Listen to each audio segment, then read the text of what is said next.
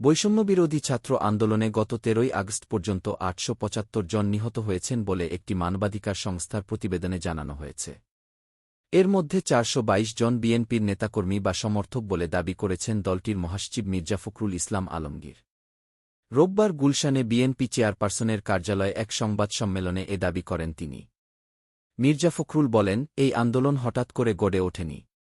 এটি বহু বছরের নির্যাতন, নিপীড়ন ও ক্ষোভের বহিঃপ্রকাশ। এটা কোনো বিচ্ছিন্ন ঘটনা নয়। বিএনপির দীর্ঘদিনের নিরবিচ্ছিন্ন পরিক্রমা। এখানে বিএনপির আবদান খাটো করার কোনো অবকাশ নেই।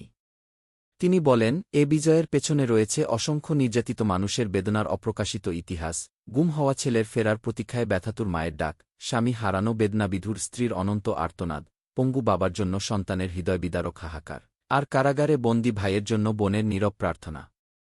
তাদের সবার ১৬ বছরের রক্ত, শ্রম ও অশ্রু দিয়ে প্রতিটি পরিবারের ক্ষোভ, ক্রোধ ও অব্দক্ত বিস্ফোরণ বুকে ধারণ করে চলমান ছিল শেখ হাসিনার ফ্যাসিবাদের বিরুদ্ধে লড়াই।